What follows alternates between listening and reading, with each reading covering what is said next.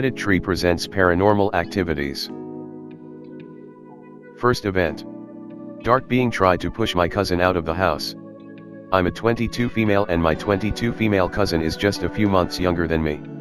During our teen years, we were extremely close. My parents were divorced, and I'd stay with my dad on weekends. Every weekend we would both hang out at his house, while my dad was out doing other things. I always had strange experiences in that house on my own. There was a lot of evil there. This particular weekend though, the house wanted to push my cousin out. My cousin and I had been listening to a song together on my phone. It was The Cave by Mumford & Sons. I generally liked the song, but for whatever reason she was really freaked out by it and thought the song had a creepy vibe. Later on, I ended up somehow losing my phone in the house. We checked everywhere, multiple times. I specifically remember checking the kitchen in depth multiple times, but after a while of searching, my phone was magically placed perfectly in the middle of the kitchen counter, and it was playing The Cave by Mumford & Sons on a low creepy volume. There's no way it was there before, and I remember being especially creeped out because I hadn't even been playing music on my phone when I lost it. The next day, my cousin woke up before me and decided to take a shower. I woke up to the sound of water, and her yelling saying she needed help.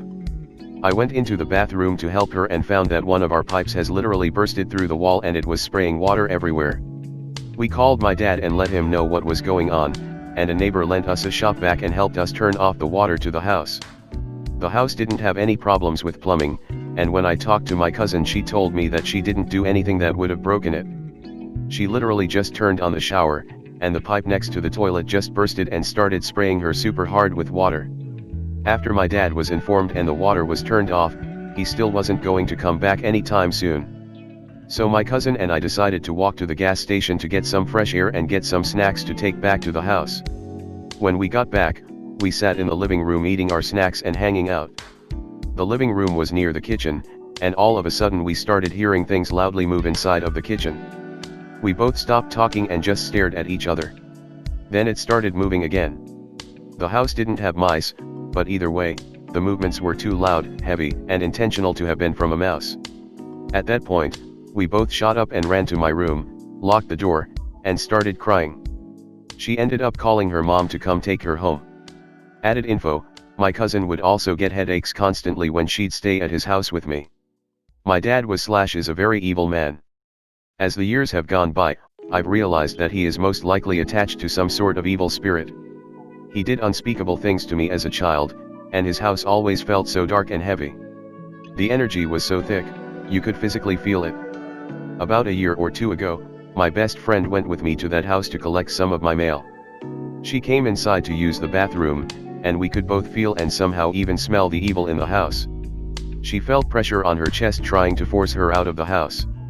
With me, it was dark, angry, and depressing energy, but I had the understanding that it wanted me there for some reason.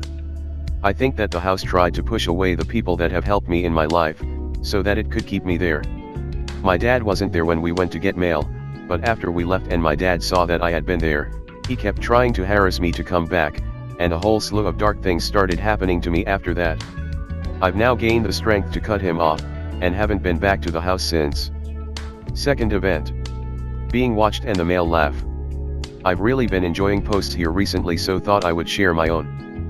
While I was growing up, both my mother and I experienced loads of odd occurrences in our house, but the part that always scared me the most was the voice. The first time I heard it, I was hanging out in my room with my neighbor. I was probably around 9 and she was a year older. I had a big room, with a sofa and an ensuite. I was sitting on the bed and my friend was on the sofa, which was opposite the bed. The ensuite door was at the other end of the room. We were just on our phones not really talking when we heard a male laugh from by the door to the ensuite and then the sound of something falling in there. It turned out to be part of the handle of the toilet flush falling off. We both heard the laugh and just couldn't account for it. There were no men in house and it definitely came from around the ensuite. My mother had the scariest story imo. One morning she was laying in bed waiting for the alarm to go off before she got up when she heard my voice outside her door saying, "Mum, are you awake yet?" She replied, "Yes, come in," and she then heard the male laugh and the sound of someone going down the stairs. Again, there were no men in the house. She went to check on me and I was asleep. There was one other time my mother heard the voice, and that was a time of extreme emotion. After we'd had some bad news, which I find interesting as it ties in with stories others have told about these things feeding off emotion. This time the voice just said hi. I only heard the voice one other time for sure, and this story is one I don't share often as it's bit personal. I was an early teen at the time and I was just getting interested in sexual stuff as you do at that age. One day I was in my room messing around and I heard the voice say whore. I wasn't expecting it and I had no sort of complex about stuff like that, so I don't think I imagined it. After that for a while things got pretty bad in terms of low-level activity. I refused to sleep in my room for months after that as I could constantly hear my wind chimes going, the doorknob moving around, etc. I was pretty terrified at the time because it was the first time I felt that the activity was really negative rather than just silly. Third event. Is this real or am I going crazy? This started a few nights ago with a simple dream, which I blew off because I'm a vivid dreamer, but this segment of the dream felt realier than most, but it stood out. This part of the dream was a claw reaching out from behind my headboard. I looked at it in my dream, said, nope, and moved on to a new part. I can control my dreams, so I thought nothing of this.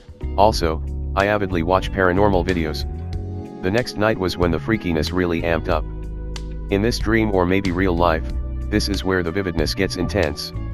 In my dream I wake up and I see my bedroom and I hear demonic voice say boo. And I respond, out loud in my dream / real life, so what? And go back to sleep in the dream real life. Then there was hot breath on my face. This is what gets me. In my dreams, I've never had air / water or any contextual touch that hasn't brought me out of a dream. The breathe has really stuck with me. Also, this night my husband was sleeping in the guest room because he stayed up late playing video games, so he couldn't vouch for anything and he's a light sleeper. The night after nothing happened. Then came last night, I was awoken / dreaming and my phone starts using the Siri voice and says hello. Hello. And shuts off. I don't have Siri activated on my phone. I never use it. I didn't pick up the phone or touch it when it went off.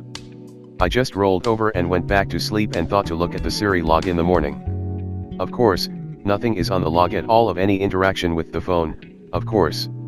This time my husband was in the bed with me, but he wasn't awoken, which makes me think I was asleep.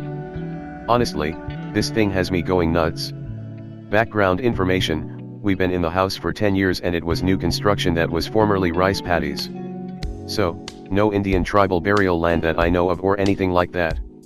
I grew up with a cemetery behind my house, so I'm used to strange, hence my reactions of so what and what not.